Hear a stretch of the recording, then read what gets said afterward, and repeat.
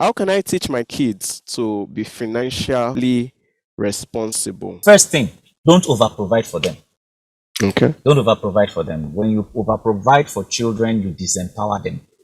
Give them just what they need. You will find out that some of the men who have made it big in terms of finances were people that came from backgrounds that there was lack. And that lack now was the motivation To move. to make them that this poverty will Never again. never again. So don't over provide for them, even if you have the means. And then they have to. I've seen people say, "Oh, I've suffered.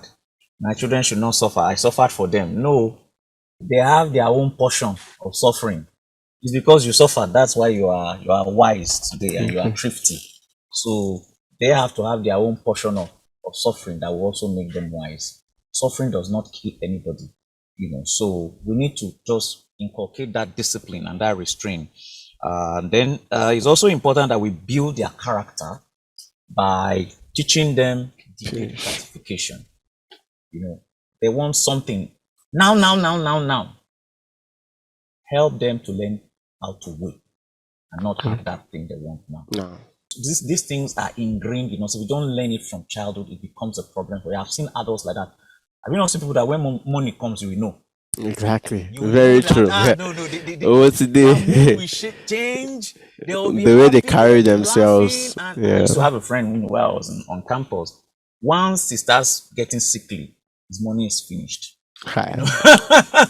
So we need to train them to learn delayed gratification. There's what they call the marshmallow experiment that was done in Stanford University, where kids were told that, okay, if you want this candy now, you will just have one. But if you can wait, right? Wait and have it tomorrow or so. I can't remember the time lapse. You can have 3 of it. A couple of those children actually said, give me Now. And then some were able to say, okay, I'll wait so that I can have more tomorrow. And they actually traced those children to adulthood, and they actually found out that the ones that actually were able to delay their gratification were the most successful among them. So that's how serious these things are. So if your child wants something, don't have to give it to them immediately.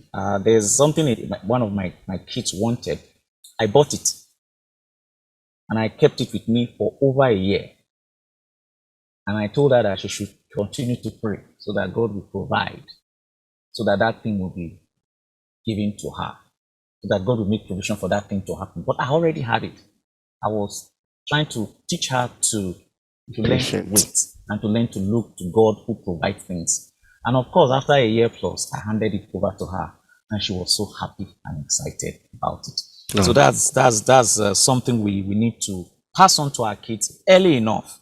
There are a lot of young people now, once money enters their hand, they are buying suya, they are buying sweets. I see even parents who usually just give their kids money to go and buy sweets, go and buy chewing gum. Those things you are spoiling those children.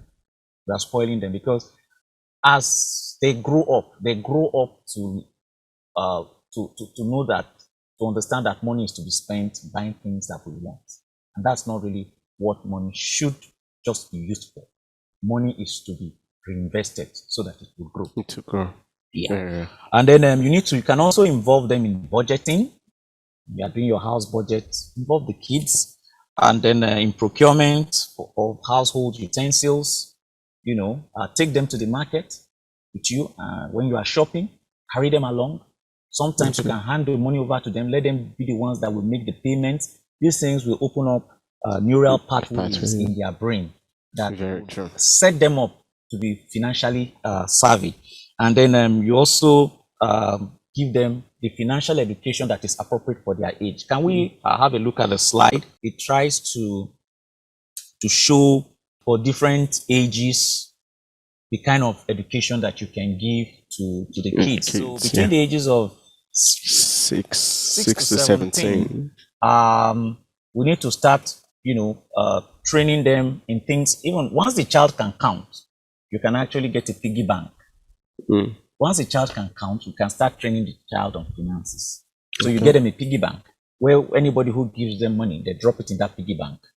That is already teaching them delayed gratification. So they don't have access to that money, even though it's their Saving. money, except they break it.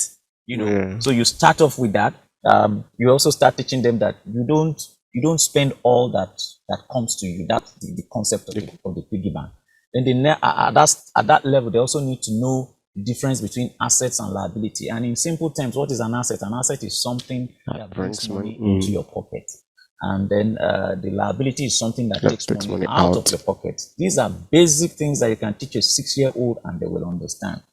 So that you train the child to buy assets, buy things that will put money into your pocket. All right. So instead of buying sweets, why don't you buy stock? Warren Buffett started investing in stock. I'm not sure he was up to 10 years old, 10 and 12, thereabout. And today he's a multi-millionaire, but he started from that age. So we need to start early because financial journey is a long journey, it's a marathon. So that's why it's very important that we start it early. So now between the ages of 18 to 25 years, there's people like you, we need to now scale you up beyond just budgeting, beyond just savings, but you now need to start understanding things like cash flow. Okay. Things like cash flow, there is a game. There's what they call the cash flow quadrant, which was designed by Robert Kiyosaki. Children learn wonderfully from games. So buy games like Cash Flow Quadrant by Robert Kiyosaki, buy games like Monopoly. And then by the time they are playing those games, their financial minds will be activated. They will now begin to understand, I can buy a house because if I buy a house, that house will give me rent. So a house is an asset. And if I have like 4 greenhouses, how do people play Monopoly? Yes, greenhouses, one hotel. More rent comes in, and and that's it. So because the whole issue about money and finances, money is just it's like a game, so engage the kids in playing those games. Then by the time they start getting to 18, they need to understand cash flow, they need to understand how to do risk analysis, they need to understand risk and rewards, and of course at that stage they're also very, very curious. It's a very good stage for them to try out all that they can try out. It's a good time for them to suffer all the losses that they can, see what works and see what works, and make all the mistakes, so it's very important that at that 18 to 25 that they are exposed to these things. They should be able to understand a financial plan. They should be able to read a company reports and be able to know a company that is doing well and a company that is not. These things are very basic. Okay. Then by the time they are between like 25 to 35, now I've gone beyond children now. So 25 to 35, that's when people start thinking of family, raising a family. Now the dynamics change here, because if you're thinking of raising a family, you have to start thinking of things like buying a house, right? You have to start thinking of things like having a children education fund. You have to start thinking about your savings for your own retirement. So you need to start understanding things around taxes. And you need to start getting a lot of business education. So those are the kind of learnings that this kind of age, at this stage, people need to get themselves acquainted with. And you will discover that it is within this age bracket, especially from about that 25 to 35, you start having a geometric increase in your finances. And most times, we use them to buy things instead of investing them. We keep gathering more and more and more things that we sometimes really do not need. So once you are, I will stop here for now. From that 35 all the way to 60, there are also different things you need to pay attention to. Oh, thank you so much, sir. Really awesome. So these things that have just been shared are not just things for kids, are things we ourselves, so as young people, need to learn from. leaning to from the age of 18 to 25 that most of us are presently learning about cash flow, learning about debt, learning about risk management, and all of this. So these are the things that will ensure for a financially free future for ourselves.